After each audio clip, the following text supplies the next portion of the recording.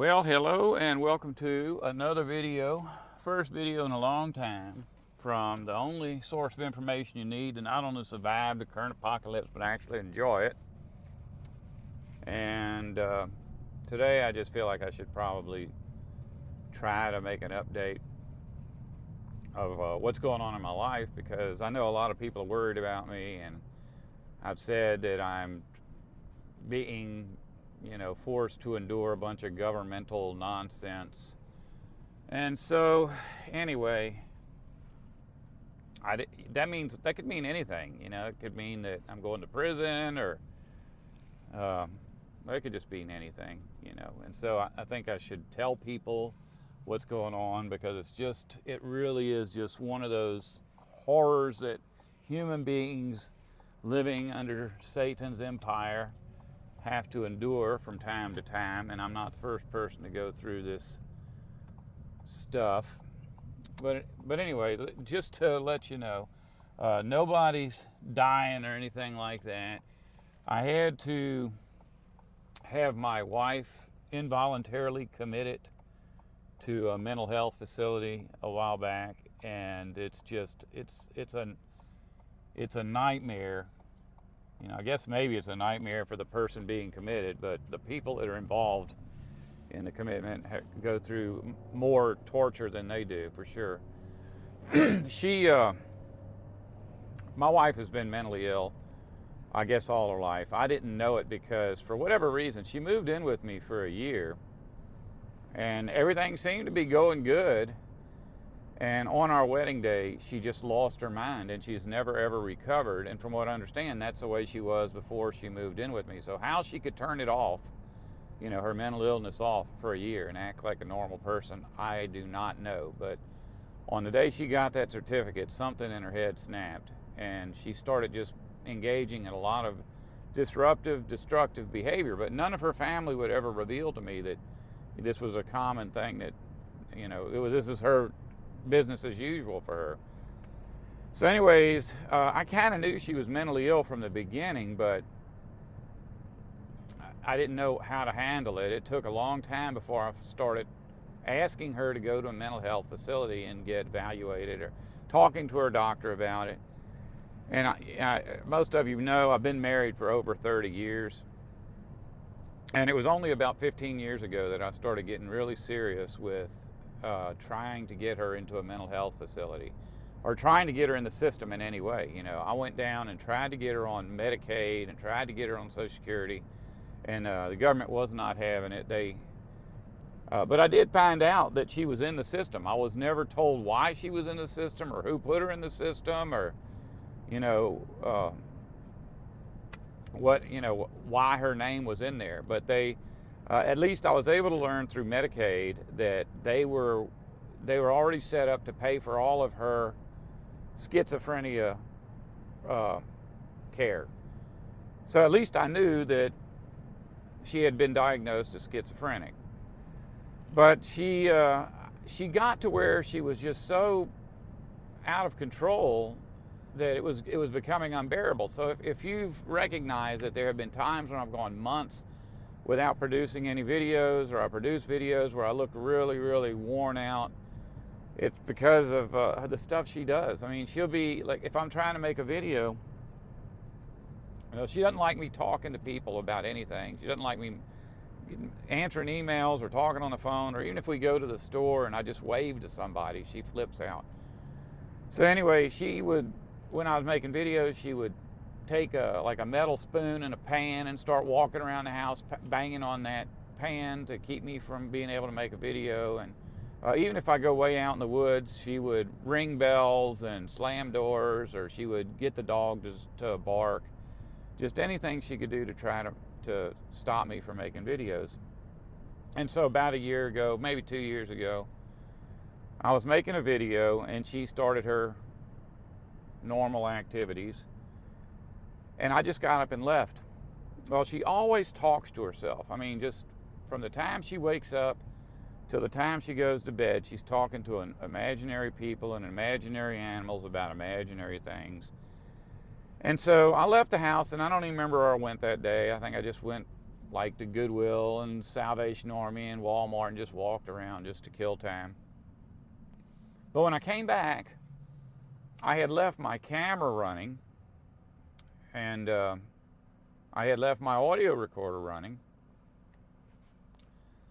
And I thought, well, I wonder if she talked to herself the entire time I was gone. And sure enough, you know, the audio recorder, it can record for like 30 hours without stopping. The video recorder was just like 3 hours of video of my chair, you know, and audio on it isn't good enough to pick up anything. But my audio recorder, sure enough, as I was going through it, she was talking to herself the whole time. And it was the same stuff as always. She knows I'm out having sex with all my girlfriends, and I'm stealing her money to pay child support to all my girlfriends, and that I was stealing her money to buy narcotics for all of my boyfriends that I have sex with, and just this bizarre fantasy world she lives in. That's what she talked about.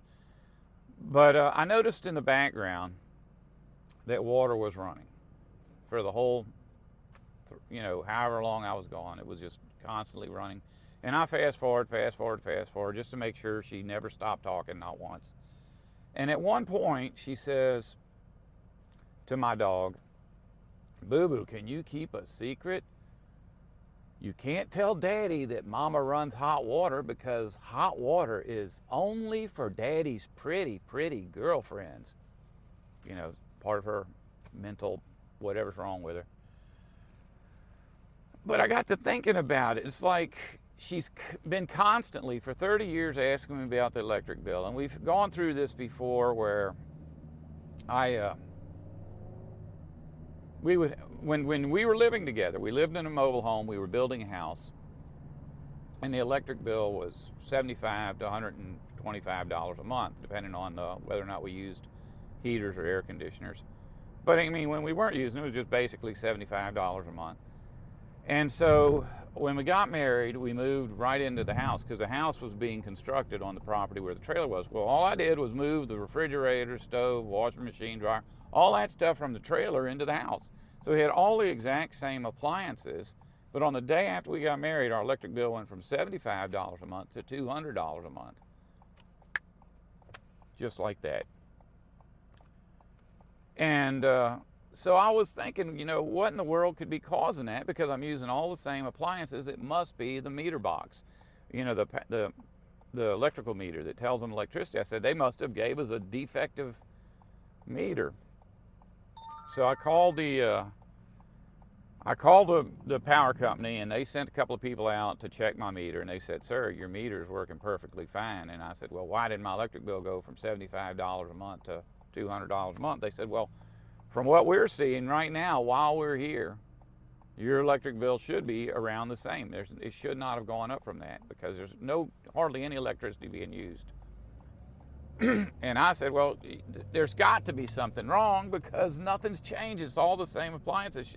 And that woman didn't say anything, but it was a man and a woman. And when I was walking them out of the house, my wife stayed inside, and the lady looked at me and she said, "Sir, someone is doing something with your electricity while you're not here." And I told her, I said, "There's only two people in this house, me and my wife. No one comes by here and does something with my electricity." It's just hard to believe that I didn't figure that out, but it's just so alien to me that anyone would intentionally destroy their own bank account for no reason. But that's what was going on. And just so you know, I mean, I could go on all day about the stuff that my wife does, and it would just sound like he said, she said, or, you know, a disgruntled husband that's tired of his wife because she's old now. It's not like that. I had to basically move out of the house the day we were married because of her behavior. But I got, you know, after hearing this audio of hers telling the dog, "Don't tell Daddy Mama runs hot water," I got to thinking, when my dad was alive, he was an appliance repairman, and he was coming over pretty regular to fix appliances that were breaking. And I was like, "Dad, why are all my appliances breaking?" And he said, "I don't know. I can't explain it. Doesn't make any sense. I've never heard of anybody having these problems before." And the same thing with my well man. You know, everybody that lives without city water has to have a well, have to have a pump. And the pump is, like the last one I bought was $2,500. Well, you got to buy that to get into a house because you got to have water. But most people can go an entire lifetime without getting a new well pump. And I've had to purchase 4 replacement well pumps in 30 years, which is unheard of. You know, my well man, actually have fired a few well men because I thought they were selling me junk. But even in the bottom of the well, there's a thing called a jet. It's not that big of a deal or big of a part, but the labor and all the last one I put in was $800, and I've had to replace 8 of those in 30 years. And the last time they replaced it, I was talking to the well man about it. He says, well, the guy that aren't where we work, we have a well, and it's been there for 40 years, and it's the same exact jet. They've never ever burned one up. So I'm not, during that time, able to understand why all my stuff is breaking, but I'm thinking, well, maybe there's sand in the well or something like that.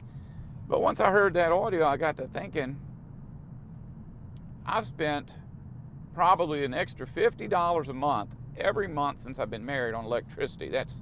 I think that comes out to $18,000. You know, just that alone is crushing to me spiritually. And the wells were, you know, the pumps and all that, that's $10,000 just for the pumps. And if you think about $800 a month, or $800 a jet, and I had 8 of those, 4 of them were part of getting the pump, but 4 of them I had to buy separate.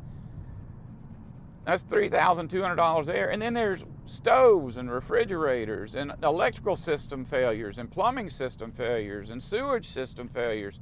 I have worked almost my entire life, and the only thing I've got to show for it is that I was able to fix all the stuff that my wife broke.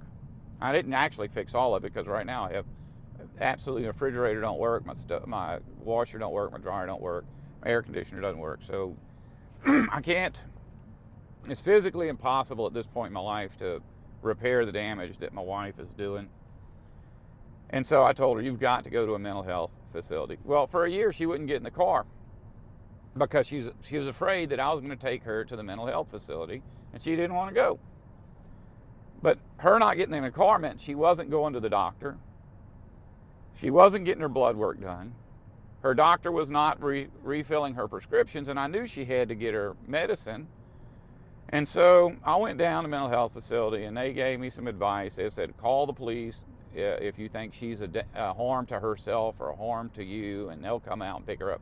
Well, I talked to a policeman. They said, no, they wouldn't. So unless she's doing something like pointing a gun or a knife, or, you know, I'm all bruised up or something, they ain't going to do nothing. So long story short, after going to every governmental agency that could possibly help me, no one could help me. I went to the courthouse. Well, I went down to the mental health facility. I filed an affidavit to have her committed. And they finally, one day, they sent the police out, and they picked her up, and they took her into a mental health facility. I was told when they brought her out there, and they were trying to blame all of this on me because the medicine she was taking are necessary. She has to have it, or she'll get really, really, really slower and just more mentally, you know, handicapped. And she was just like fumbling around and slurring her words and all that. And I guess if I hadn't ever brought her in, she would have died. But I had to actually pay $150 for an affidavit to have her picked up. I had to go to court. I had to do all of that. But then in the meantime, it's like every single appointment I make with Social Security or Medicaid or the Department of Human Services that involves this procedure, I have to go make another appointment with another one of those organizations to do some kind of paperwork. So I'm pretty much this week, I always have Saturday and Sunday off from this, but usually I try to take care of other chores on those days. But this week, today is my day off, and they called me to tell me her prescription was in, so I had to leave. I was actually going to go over, and I'm still going to go to my mom's house and pick up a trailer of scrap metal. But I have to take a break from that now because I had to go to the pharmacy first. But I'm done with that. That's where I just left. And it doesn't look like there's any end in sight. Because she's not on Medicaid, she can't get a ride to the mental health facility. She has to go to therapy at least 3 times a week. She doesn't qualify for any kind of extra assistance. One of the things one of the good things to come out of this is that one of the antipsychotic drugs that she's on now is so expensive I can't pay for it. And there's some kind of a law that mentally ill people have to have access to the things that keep them from acting out. But as part of that, I have to prove that I can't get her on Social Security or on Medicaid through paperwork. And so by going through all this, it's altogether possible that new doors will be open to get other kind of government assistance with her. I don't want to go into all the details, but it would be really nice just to have a day off every so often where someone, a babysitter, just go sit with her, make sure she don't tear my house up or hurt herself, so that I can go do things. And there's also a possibility that they'll pay me for my gas to take my wife back and forth to these different facilities. But that's what's going on right now. I'm not in any trouble. My wife is actually acting a whole lot better. For years I've had to, before I could leave the house, I had to turn all the electricity off except for to her TV and her lights and the refrigerator. I had to turn the water off to the house, had to turn off just everything that I thought she could do damage with. I had to get all the knives and guns out of the house, and it's one of those things that there isn't any end to it. Your whole life is basically trying to protect this person from herself, protect me from her, and it's just a bad process. One thing that came out of it that I think is important is that I've been talking about how I have to get something done with my house because it's collapsing, and it is. It's falling into the swamp from the foundation breaking. But I decided while she was in her committed that I would go ahead and take everything in the house outside, pressure wash the inside of the house, scrape up everything, because I can only do so much. I come in and try to clean the house with her in it. She's screaming and threatening me for touching her stuff. And so with her gone, I could just go in there and just take things out and clean and throw things away, just garbage that doesn't need to be in there. It was the whole house, interior and everything was just coated with chicken shit. My porch was ruined with chicken shit. And it's not like I haven't gone in there and told her, you can't bring chickens in here. It's that when I do that, she still doesn't, if I throw the chickens out in the yard, she goes out in the yard and picks them up and brings them back in. And as a wife, there's nothing I can do about that. Now that I've had her committed once, and if she does stuff like that, and I don't know how long this is going to last, but I'll say, I need to call the police again when she starts acting crazy. And she'll say no, and she'll behave. But as part of that, when I was cleaning up, I was going down every day and visiting her at the mental health facility. And I told her, she asked me what I was doing. I said, I'm cleaning the house. I said, well, don't go in any of my rooms. I don't want you touching my stuff. When I get out of here, I want to clean because I need something to do when I get out of here. Well, she's been in my house 30 years. She's never lifted a finger to clean anything. She won't even clean herself most of the time. So I said, yeah, okay. But I went home and I figured I better clean her stuff first because I don't know when she's coming back. But as I was going through her stuff, and I threw away probably a pickup truck load of raggedy clothes, and just loads and loads of junk went to the trash. But underneath all that, I found boxes filled with prescription medications. Now, I've been paying at least $100 a month for 30 years to take her to the doctor and get her prescriptions, get her blood work, and I found every single prescription drug I have purchased for her, other than her one drug she was taking. every prescription drug I've ever bought for her in her life. And the thing is, I didn't just every 30 days to go buy her drugs. I would ask her, to keep up with track of her stuff, and she would say, I'm out of my medicine. I need you to go to the pharmacy and get my medicine. So she was telling me to get this stuff, and it was still in the bags. Years and years and years. We're talking about a humongous box filled with pharmaceuticals that cost a lot of money. So one of the things her doctor put in her report is that she is ordered to go to all of her doctor's visits, medical and psychiatric, and to get all of her prescriptions filled and to take all of her prescriptions. Now I was thinking, that my life was over when they called and said she's coming home, and it was only 3 weeks after I put her in there, and I just knew there was no way she could be cured. But they said, oh, no, we got her on some medication. She's fine. I brought her home, all the way home. She acted like a normal person. That night, she acted like a normal person. About noon the next day, she started talking to herself. And she started slamming doors. And she started breaking things. And I was in tears because I'm thinking I just went through this whole process. My whole house is tore apart because I brought her home. I still had everything I owned sitting on the porch. And, I was scraping up floor tiles and everything. And she just acting crazy again. So I talked to a friend of mine who's a psych nurse. I told him what she was taking. He said, no, there's no way. If she's acting that way, she's not taking that drug.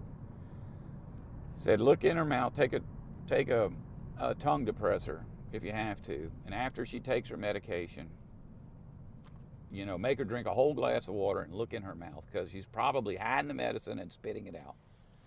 So the next day, or that day, I gave her medication. And she walked off from me with it in her hand, and I followed her. And she looked around and saw me following her, and so she turned a direction, went in another room. I followed her. She turned and went into another room, and I followed her, and she finally went into the kitchen, and she took a glass of water, and I said, no, you drink the whole glass. And I felt pretty confident she had took the pill. It was like night and day. An hour later, she was quiet. Well, it took about 6 hours, really, because all night she was screaming, I'm on the toilet. You want to come watch to make sure I'm on the toilet? Or I just ate a French fry. You want to come look to see if I ate a French fry? But after about 6 hours, she was calm. And so the medicine is working. But the thing is, now every day, twice a day, I have to go through that ritual of handing her her medication, handing her her water, and then talking to her afterwards to try to determine whether or not she took her meds. Also, I'm regularly, if I suspect that she's not taking her meds, I go out to the meter and I write down how much electricity is being used, because I figure if she starts running all the water and turning all the burners on the stove on and all that, that's a pretty good indication she's not taking her medicine. But anyway, I certainly could use your prayers, but this process, every day I'm thinking, okay, this is going to get better. And then I can start making videos again. And then it doesn't get better.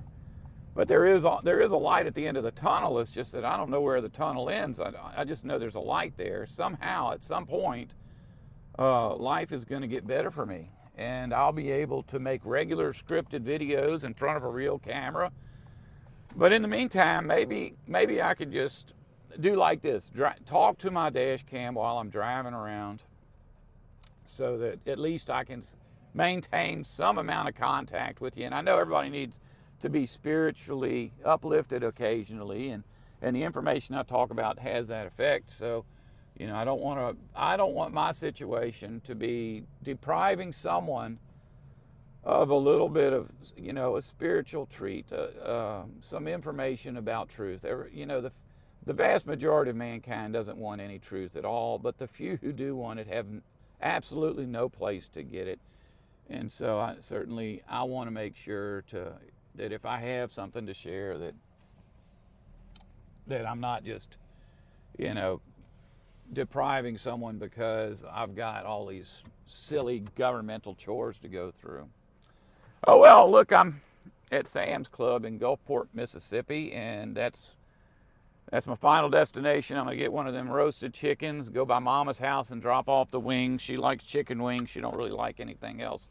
Pick up her scrap metal